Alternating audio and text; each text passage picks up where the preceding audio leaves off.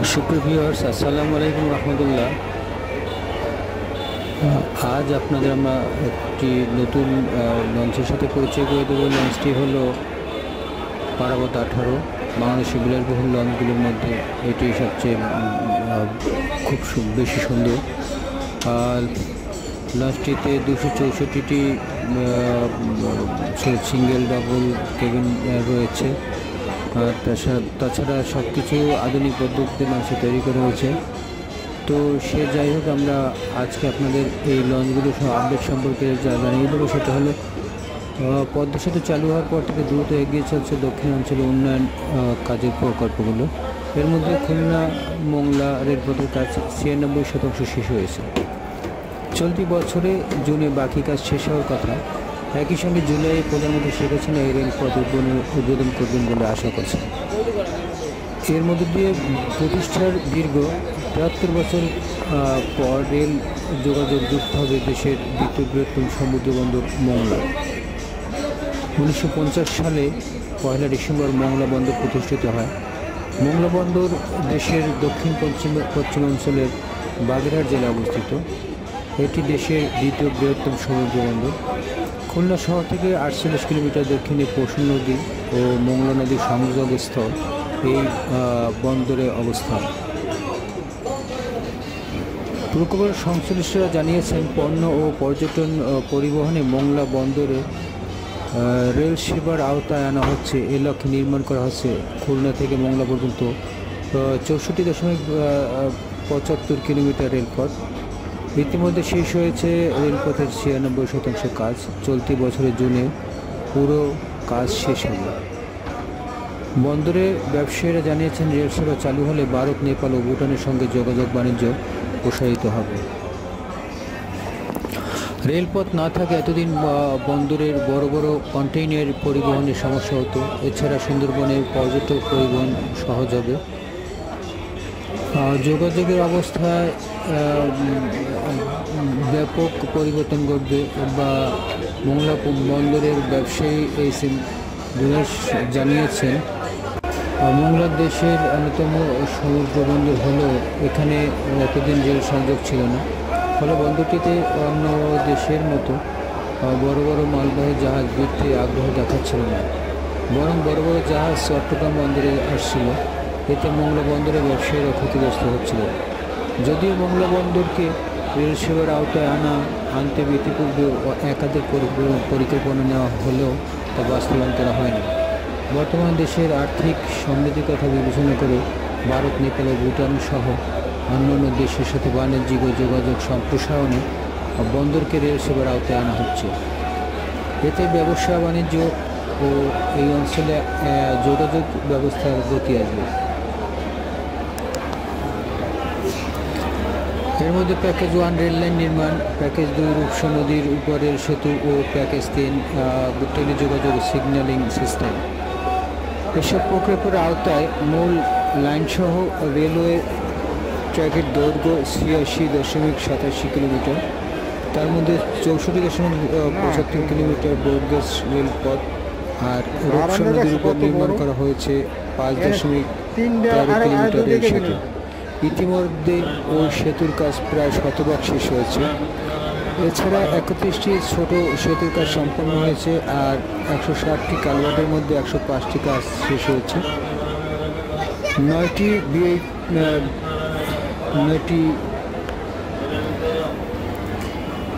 ভিইউপি নির্মাণ কাজ এবং 29টি এলসি গেটের মধ্যে 26টি কাজ শেষ হয়েছে। 7টি স্টেশন বিল্ডিংয়ের মধ্যে ফুলতলা, আরংঘাটা এবং মোহাম্মদনগরের কাজও শেষ হয়েছে। বাকি 5টি স্টেশনের মধ্যে কাটাখালী 80%, চুলকাটির 7%, ভাগার 72%, দিগরাজের 78% ও মোংলা স্টেশনের নির্মাণের কাজও শেষ পর্যায়ে রয়েছে। কাজের অগ্রগতির বিষয়ে জানতে চাইলে খুলনা মোংলা রেলপথ প্রকল্পের পরিচালক মোহাম্মদ আরিফুজ্জামান বলেন, খুলনা থেকে মোংলা পর্যন্ত 64.75 কিলোমিটার রেলপথ নির্মাণের প্রকল্পের কাজ গত বছরের ডিসেম্বর পর্যন্ত 96% শেষ হয়েছে। গত কয়েক মাসে আরও অগ্রগতি হয়েছে। 2023 সালে জুনের মধ্যে পুরো রেলপথ নির্মাণের কাজ শেষ হবে বলে আশা করছি। জুলাইয়ে প্রধানমন্ত্রী শেখ হাসিনা এই রেলপথ উদ্বোধন করবেন। তিনি বলেন, প্রকল্পের ব্যয় ধরা হয়েছে 4,260 কোটি 88 লাখ টাকা। এর মধ্যে ভারতীয় লোন রয়েছে 2,948 কোটি 1,84,000 টাকা। বাকি 1,312 কোটি 86,76,000 টাকা সরকারি ফান্ড থেকে নেওয়া হবে। এই প্রকল্প বাস্তবায়ন হলে দক্ষিণের জেলাগুলোর ব্যবসা বাণিজ্য ও যোগাযোগ ব্যবস্থার আমূল পরিবর্তন করবে বলে জানান মোংলা বন্দর কর্তৃপক্ষের চেয়ারম্যান রিয়ার অ্যাডমিরাল মীর এরশাদ আলী। তিনি বলেন, মোংলা বন্দর প্রতিষ্ঠিত হওয়ার পর বন্দরের সঙ্গে রেল যোগাযোগ ব্যবস্থা ছিল না। এখন খুলনা মোংলা রেলপথ চালু হয়ে যাওয়াতে সড়কপথে চালু হলে পণ্য পরিবহনের চাপ কমবে, সেই সঙ্গে পণ্য পরিবহনে ব্যয় ও সময় কমবে। পাশাপাশি বন্দরের নৌ ও সড়ক রেলপথের মাল্টি মডাল যোগাযোগ ব্যবস্থা প্রতিষ্ঠিত হবে। ফলে ভারত, নেপাল ও ভুটান পণ্য পরিবহন সহজ হবে, ব্যবসা বাণিজ্য প্রসারিত হবে, সেই সঙ্গে যোগাযোগ ব্যবস্থায় গতি আসবে।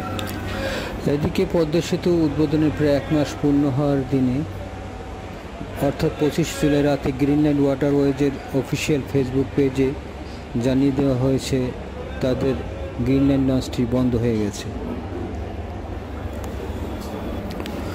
পদ্মা সেতু চালুর ফলে লঞ্চ মালিক শ্রমিকরা পদ্মা সেতুর নৌপথে যাত্রীর সংখ্যা কমবে বলে জানিয়েছিলেন এবং সেটা এখন প্রায় দৃশ্যমান। তবে এক্ষেত্রে বেকার হয়ে যেতে পারে 2 সহস্রাধিক কর্মচারী কর্মকর্তা, যারা দীর্ঘদিন এই পেশার সাথে পেশার উপর নির্ভরশীল ছিল।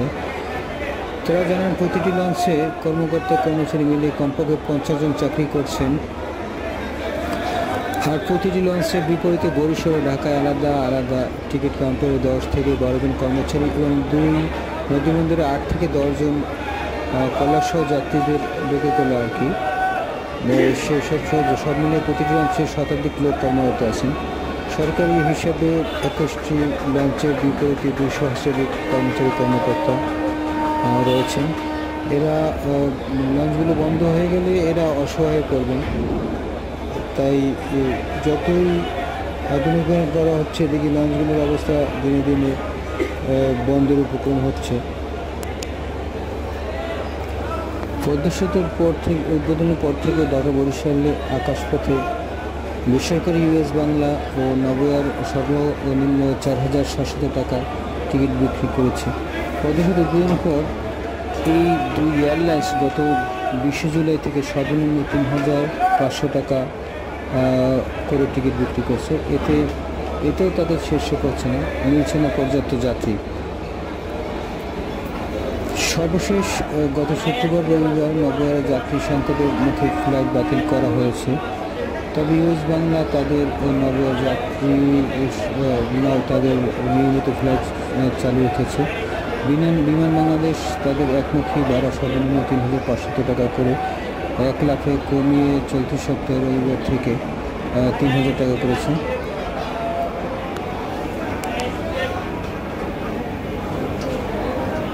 একাধিক লঞ্চের সুপারভাইজার জানান, পদ্মা সেতু চালুর পর থেকে ক্রমান্বয়ে কমেছে যাত্রীর সংখ্যা। বর্তমানে লঞ্চে 20 থেকে 30% কেবিন যাত্রী নিয়েছে না। অর্ধেক কেবিন খালি রেখে চলছে লঞ্চগুলো, তাই মালিকরা ভাড়া কমিয়েছেন। তবে একাধিক লঞ্চ মালিকরা যাত্রী ফিরে এমন আশাবাদ ব্যক্ত করে জানান, ভবিষ্যতে নৌপথে যাত্রীর সংখ্যা বাড়বে, সঙ্গে সঙ্গে লঞ্চও বাড়বে। ফলে লঞ্চ ব্যবসা ভাটা পড়ার কোনো আশঙ্কা নেই।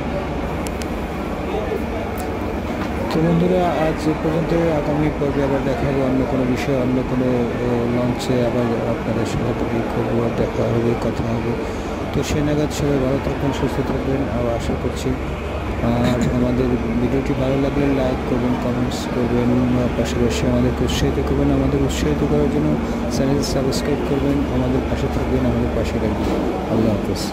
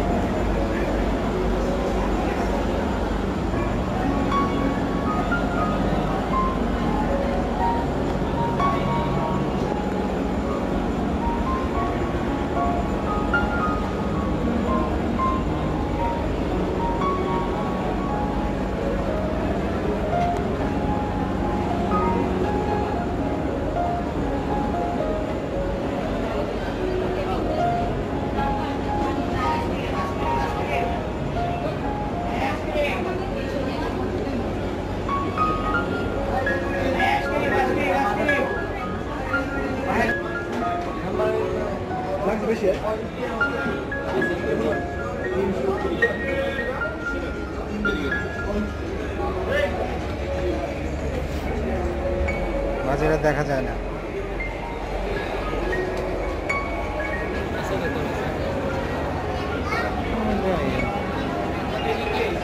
হ্যাঁ কোনটা বুঝি না। হ্যাঁ কিছু